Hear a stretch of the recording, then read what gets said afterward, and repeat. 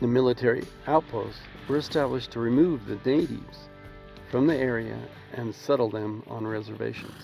The main trail to the Lost River Valley originally came from the west instead of south to north, like the highway runs today. Instead, it ran from today's Haley, Idaho, to Antelope Valley, west to east. By 1800, Antelope, the settlement, had a little post office and the first stage stop in the valley, as well as the first sheriff, Charles Fury. Mr. Fury was well-mannered, a great sense of humor, and was very generous. Frank McLaren, a former Lost River resident, told the story of a group of settlers living in American Falls, a few days' travel from the Lost River Valley.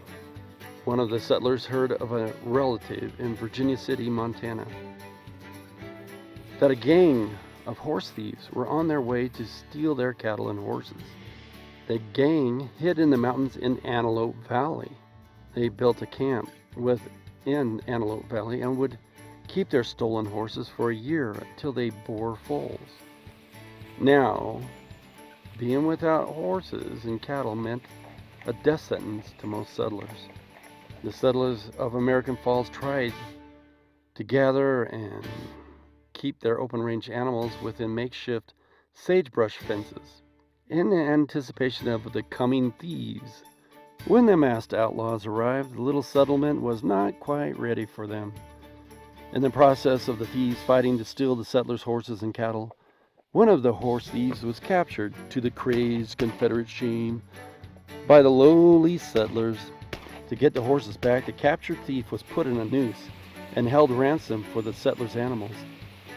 The thief, in a foaming, furious fit, slipped and hung himself. The outlaws were greatly outnumbered, and the settlers started looking for the scattered thieves and stolen animals themselves. A strange thing happened.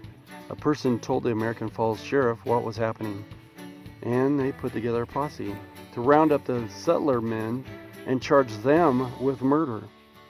They did not send anyone after the rustlers, the Lie or Die gang, or to help find the stolen cattle and horses. It was as if the sheriff and his posse were in support of the Lie or Die gang themselves. The lawless lawmen chained and staked the settler men within a giant tent in American Falls. They called the chains bear chains. That night, the women and children of the chained men came and freed their husbands and fathers. Something also interesting that Frank McLaren said is that some of the people in the chains and the people freeing them were direct descendants of Daniel Boone.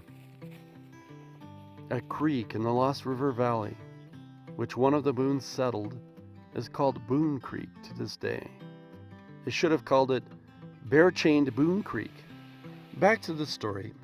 After their self-imposed freedom from the lawless lawmen, the village of settlers started that night on a trek across the cold lava fields of Craters of the Moon to resettle in the Lost River Valley, not knowing that was where the horse rustling gang had homesteaded as well. The American Falls lawless lawmen did not want a war they had started with the settlers to come into public view, so they left them alone, like they did the horse thieves they had become accomplices with. A marshal who was not from the valley looked for one of the ringleaders of the Lie or Die gang that went into hiding. A year later, the marshal caught the man in Colorado and brought him to American Falls for sentencing. The thieving Lie or Die gang boss was quickly pardoned by the judge.